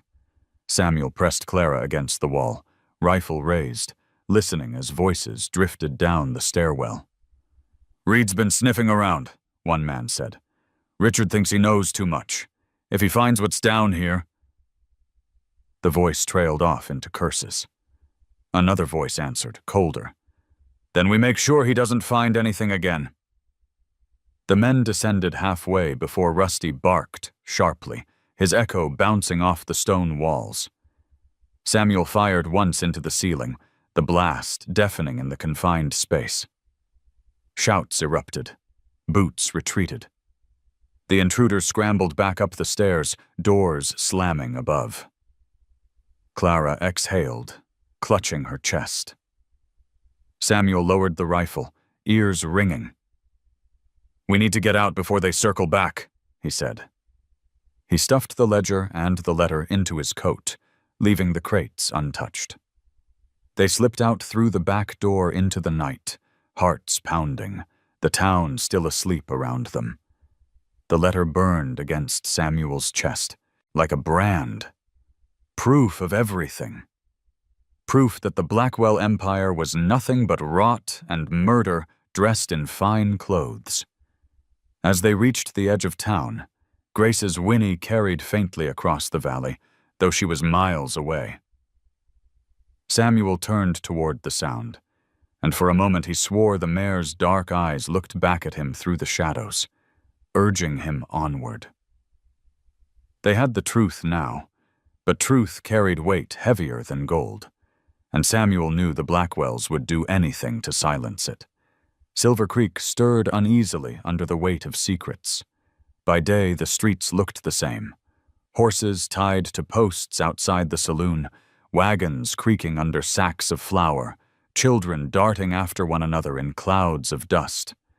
But beneath it all, tension pressed like a storm about to break. Word of Samuel Reed's discoveries had spread, bent and reshaped by gossip, until no one knew where truth ended and rumor began. Some said he'd found a chest of outlaw gold. Others whispered of a journal that carried curses. Many believed the Blackwells themselves had been named in old crimes, though no one dared speak such accusations too loud in the daylight. It was Clara Dawson who decided the truth could not stay hidden in basements and back rooms. "We can't fight shadows with whispers," she told Samuel one evening as they sat at his table. "The whole town must hear it at once." In the open, where fear has less room to creep in. Samuel frowned at the idea, his rough hands tightening on the edge of the journal. "And if the Blackwells silence us before we finish speaking?" Clara's answer was simple. "Then at least Silver Creek will know what they tried to silence." The following Sunday, while townsfolk gathered at the whitewashed church for service, Clara slipped into the belfry. She rang the bell not once, not twice, but over and over, the iron tongue clanging until the sound thundered across the valley. Farmers dropped tools, shopkeepers left counters, ranch hands rode in from the edges of town. By the time Samuel and Clara stepped into the churchyard, nearly every soul in Silver Creek had gathered. Martha Hendris stood near the steps, apron dusted with flour. She caught Samuel's eye, gave a sharp nod, then raised her voice. "Folks, you better listen. There's something needs saying." The crowd murmured. Restless. Richard Blackwell appeared near the front with his men, his fine coat catching the sunlight, his face carved in a mask of calm disdain. Sheriff Dean hovered close to him, caught between duty and the pull of power. Clara mounted the steps, lifting her voice so it carried over the murmurs. "You've all heard rumors," she said, eyes sweeping the faces before her. "But today you'll hear the truth. Samuel Reed has uncovered records, ledgers, and letters that prove the Blackwell family's fortune was built not on honest banking, but on murder and theft." Gasps rose. Angry shouts followed. Richard Blackwell laughed, the sound brittle and mocking. Lies. Wild tales spun by a lonely old man and a woman who doesn't know her place. Do you really believe the Blackwells, who built your roads and kept this town alive, would stoop to crime? Samuel stepped forward, holding the leather-bound letter he'd taken from the bank's basement. His voice was steady, though his heart pounded. "This is written by Jebediah Blackwell himself." His confession. His instructions to hide the truth and guard it with blood if necessary. "Read it for yourselves." He extended the paper. Martha snatched it before Richard could interfere, her flour-dusted hands trembling as she unfolded it. She read aloud, her voice breaking, but strong enough to reach the edges of the crowd. The words were damning. Admissions of robbery, betrayal of lawmen, vows to bury opposition. Each line peeled another layer from the Blackwell name until nothing remained but rot. The churchyard erupted. Some townsfolk shouted in anger, demanding justice. Others clung to denial, refusing to believe the family they had trusted could be guilty. The sheriff raised his hands for order, but his voice was drowned in the chaos. Then, in the midst of the uproar, Grace reared in her corral at the edge of town. Her cry carried across the square like a trumpet. Heads turned. Samuel and Clara followed the sound, leading the crowd with them. Grace stamped and pawed the ground near the church steps. Her injured leg forgotten, her blaze shining white against her sorrel coat. She struck the earth so hard the boards beneath the church porch rattled. Samuel felt the breath leave his chest. Clara gasped. Martha dropped the letter in shock, for Grace's stamping had revealed a hollow sound beneath the porch, a space long concealed. Men rushed forward, prying at the boards with crowbars and axes. Within minutes, the wood gave way, revealing a hidden chamber. Lanterns lowered into the gap revealed crates upon crates stacked beneath the church floor. Inside lay more gold coins, faded bank bags, and documents identical to those Samuel had found in the canyon and the bank cellar. Proof undeniable, stored not in some distant hideout, but beneath the very place where the town prayed. The crowd fell silent, the truth echoing louder than the bell Clara had rung. Richard Blackwell's face drained of color. He opened his mouth, but no words came. The sheriff stood frozen, his loyalty stripped bare in the face of evidence too heavy to ignore. Samuel placed a hand on Grace's neck, her body still trembling with the effort of her revelation. "Sometimes the ground itself remembers," he said softly. "And sometimes it takes more than men to uncover what's been buried too long." The bell of the church swung once more in the evening wind, its tone deep and mournful. Silver Creek would never be the same. The silence that followed the discovery beneath the church was heavier than gunfire. Every face in the square bore the weight of revelation. Neighbors staring at neighbors, trust cracking like dry earth under summer heat. For decades, Silver Creek had leaned on the Blackwell fortune, built schools and roads under its shadow. Now that shadow stretched darker than anyone had dared to imagine. Richard Blackwell tried first to bluster his way out. He shoved through the crowd, his polished boots grinding dust into the cracks of the church steps. "Fabrications," he shouted, his voice hoarse but straining to command. "Planted evidence. Tricks by a bitter old man and his pet schoolteacher. You fools will tear this town apart believing in ghosts." But no one moved. Martha Hendris held the confession letter high for all to see, her flour-streaked hand steady. The lanterns revealed more than words. Stamped bank bags marked with emblems no one had seen since their grandparents' time. Coins stamped with years tied to robberies long whispered about. A truth too heavy to spin into lies. From the back of the crowd, a man's voice rose, cracked with age. "My father rode with the posse that chased down those bandits. He was shot in the back. We buried him with no justice, and now I see who profited from it."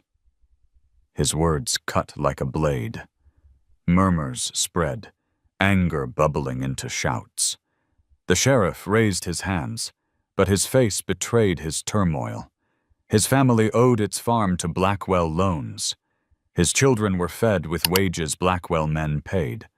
To turn against them now would be to bite the hand that had kept them alive.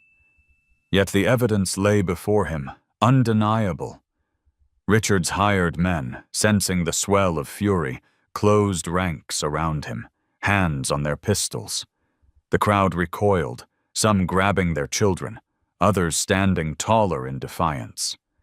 Clara Dawson stepped forward, her voice sharp enough to cut through the din. "This is not about vengeance. This is about truth. Will you allow fear to rule you, or will you demand justice?" Her words steadied some, but the division only deepened. Families who depended on Blackwell coin shouted back. "And what then? Tear down the bank and starve us all?" A woman clutched her husband's arm, fear sharpening her tone. "Without the Blackwells, Silver Creek is nothing but dust."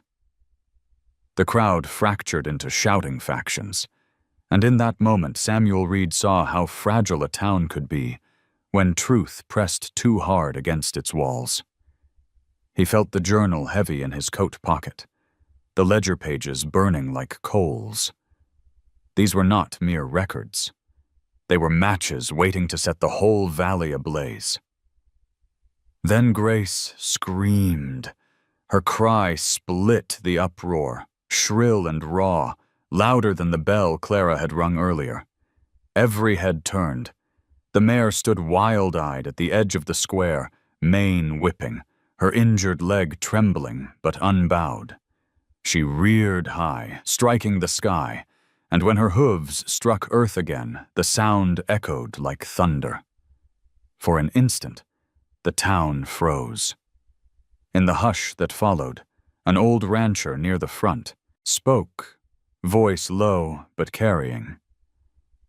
"I remember stories about a sorrel mare with a white blaze, rode with the Blackwell gang in the early days. They said she vanished after the killings. Folks swore the ghost of that horse would come back when the truth finally clawed its way out." His eyes fixed on Grace, wide with awe. "Looks like the past has teeth after all." The murmur became a roar. People surged forward, some to touch the crates of gold, others to confront Richard directly. His men drew their guns, and the crowd scattered back in fear. Samuel's hand shot to his rifle, heart pounding. Bloodshed was one misstep away. Clara gripped his arm. "Don't!" Not yet. Richard's voice cracked as he shouted above the chaos, desperate now. "You think a crippled horse and a pile of old paper will undo my family? You'll regret this day, all of you." His fury bled into his men, who brandished their weapons with wild eyes. But something in the crowd had shifted. Fear no longer held absolute sway. Men and women who had been quiet too long found their voices. Shouts rose, demanding arrests, demanding restitution. Mothers held their children close, whispering prayers. Old men spat in the dirt at Richard's feet. The sheriff stood caught in the middle, sweat dripping down his brow. For one heartbeat, Samuel thought he would side with Blackwell out of habit.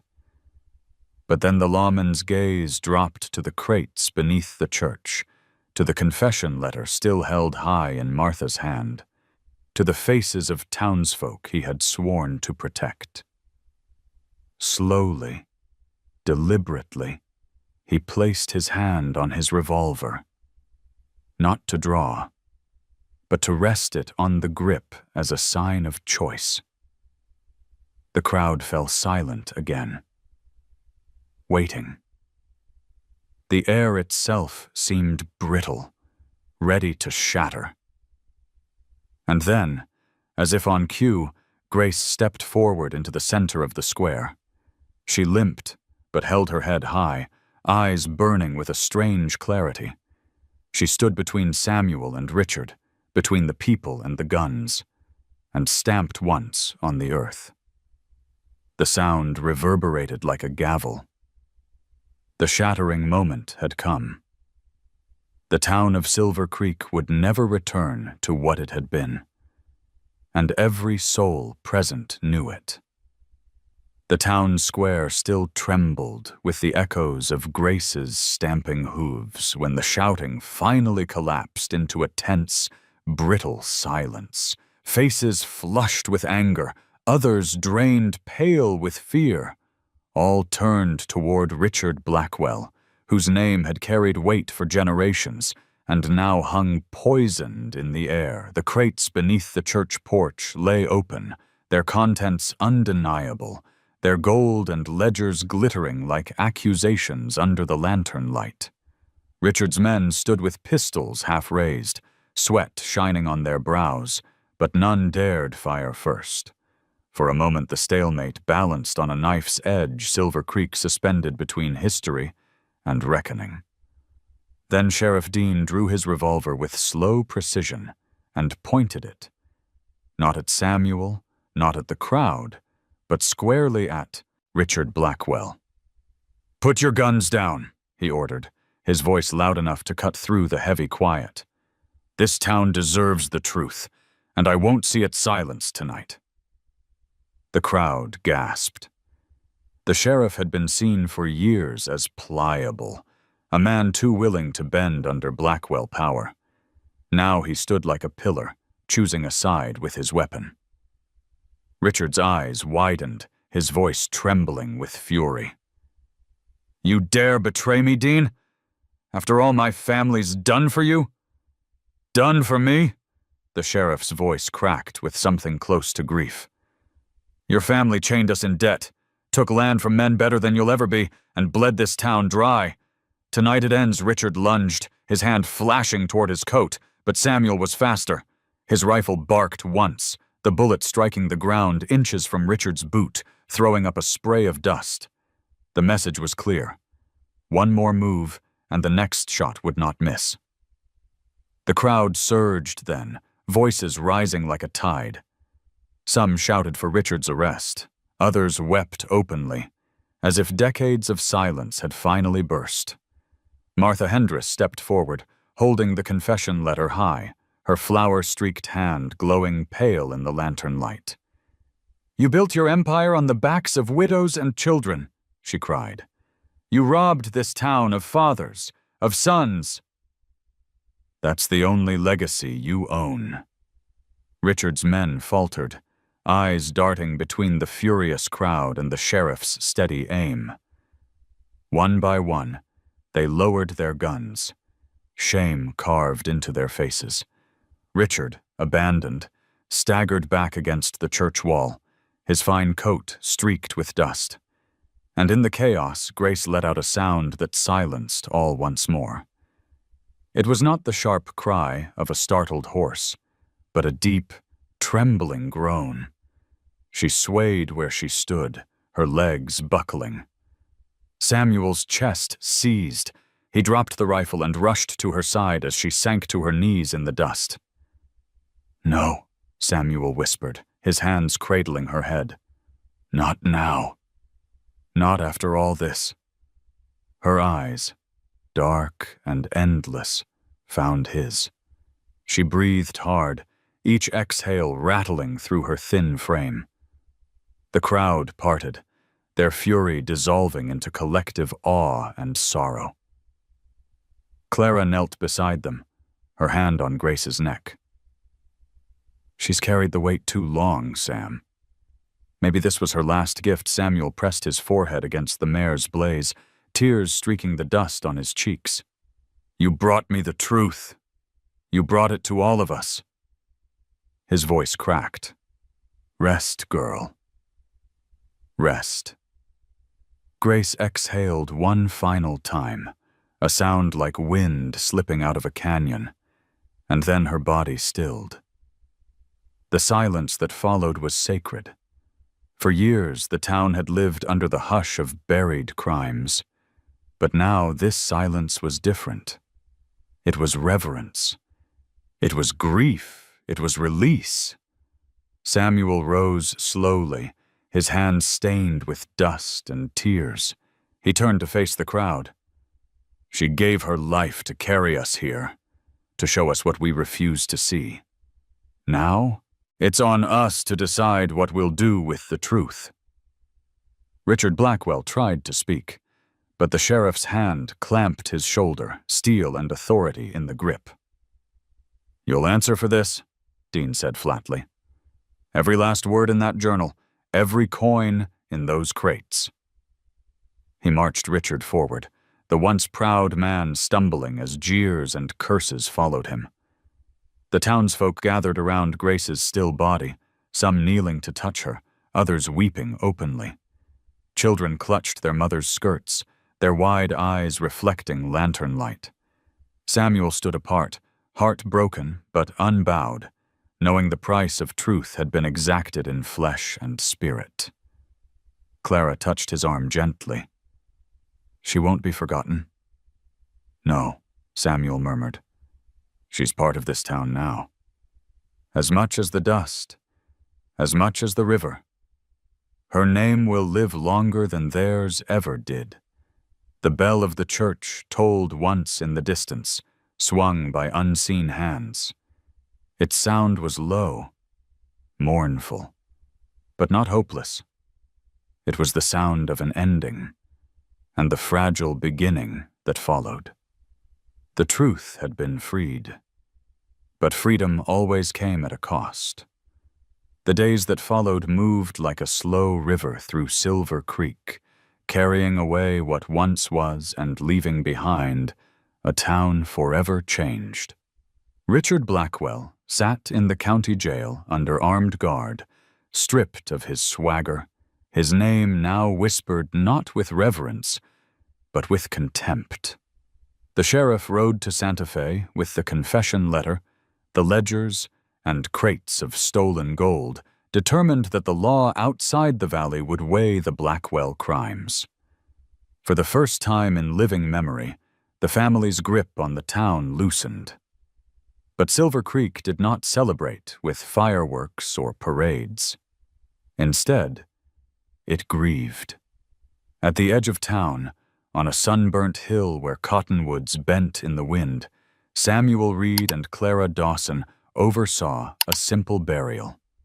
Grace lay beneath a mound of red earth, her body wrapped in coarse cloth, her blaze of white hidden now, but never forgotten. A rough-hewn marker stood at the head of the grave, carved by Samuel's own hand. It read, "Grace, the horse that carried truth through time." The whole town came, farmers, merchants, mothers, and children.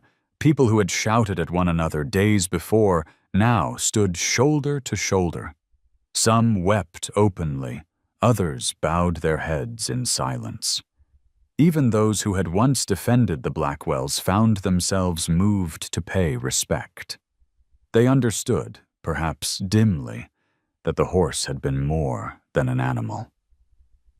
She had been a vessel for the truth they'd all feared, a bridge between what was buried and what demanded to be spoken. Samuel stood apart, hat in hand, his face carved with sorrow. Rusty sat faithfully beside him, ears low, his one good eye fixed on the mound of earth. Clara joined Samuel, her hand slipping into his, not out of pity, but solidarity. "She gave us more than gold, Sam," she whispered. "She gave us back our voices." After the burial, the townsfolk lingered. Martha Hendress placed a basket of wildflowers at the grave. Children, sensing something sacred, laid small stones atop the mound as tokens of thanks. An old rancher began to hum a hymn, low and steady, and soon others joined, their voices weaving through the wind. It wasn't planned. It rose from grief and gratitude alike. In the weeks that followed, Silver Creek began to stitch itself back together. The stolen wealth, once catalogued by lawmen, was ordered to be returned where possible. Families long burdened by debts found their land freed. The orphanage, neglected for years, received funds to rebuild. The scars would not vanish overnight, but hope crept back into the valley, tentative as dawn. For Samuel, life did not resume as before. The cabin felt emptier without Grace's restless hooves in the corral. Each morning he found himself glancing toward the fence, expecting her gaze fixed eastward, waiting to lead him again. The silence cut deeper than he cared to admit. Yet something within him had shifted. Where loneliness once hollowed him, now memory filled the space. Grace had carried him out of solitude, into a fight larger than himself, and though she was gone, the weight of her gift remained. Clara visited often. She brought books for Samuel, convinced his rough hands could manage more than tools, that he could carry history forward with words as well as actions. Sometimes she brought her fiddle, playing soft tunes on the porch while Rusty slept, and Samuel listened with eyes closed. Between them, something unspoken grew, not born of romance alone, but of shared scars and resilience. One evening, as the sun bled across the mesas, Samuel and Clara walked to the hill where Grace lay. The wind carried the scent of sage, and the horizon burned gold. They stood before the marker, and Samuel placed his calloused hand against the wood. "I spent years thinking I had nothing left," he said quietly. "But she showed me otherwise. She showed me I still had a place in this world." Clara's eyes glistened. "She showed all of us, Sam." As dusk fell, lanterns appeared one by one along the main street of Silver Creek. Families gathered outside, telling stories, not just of crimes and reckonings, but of grace. They spoke of the lame horse who had stamped at the ground until buried truths rose, who had walked with pride despite her brokenness. They told their children that strength did not always come from power or wealth, but sometimes from the most fragile-looking creatures who refused to give up. In time, her legend grew. Travelers passing through heard of the horse that toppled a dynasty, and they carried the tale to other towns. Writers scribbled versions of it in newspapers, embellished and twisted, but always keeping her name: Grace. Samuel returned often to the hill. Rusty aged at his side, his muzzle whitening, his steps slower. Together they kept vigil. Samuel never spoke of miracles, but when he looked out, across the desert, he felt the faintest echo of hooves in the wind. He chose to believe that Grace still ran somewhere beyond the horizon, free of pain, carrying the truth she had unearthed into eternity. On the first anniversary of her passing, the town gathered again. A stone marker replaced the wooden one, chiseled with words agreed upon by all. Here rests Grace, who gave her last breath so Silver Creek could breathe again. Children placed flowers, elders bowed heads, and Samuel, standing at the front, felt tears rise unashamed. He turned to Clara, his voice rough but certain. "She changed us." Clara squeezed his arm gently. "She saved us." As twilight deepened, the church bell rang. Not in warning, not in mourning, but in remembrance, its toll rolled across the valley, steady and sure. And Samuel Reed, once the loneliest man in Silver Creek, stood among his people. Not alone, but bound forever to the memory of a lame sorrel mare with a blaze of white, who had carried a broken man and an entire town to the truth. And now, I want to hear from you. If Grace's story touched your heart, drop a simple 0 or 1 in the comments, just to let me know you're here. Don't forget to subscribe, because the next stories will take you even deeper into the bond between people and animals. Tales that will break your heart, then heal it again.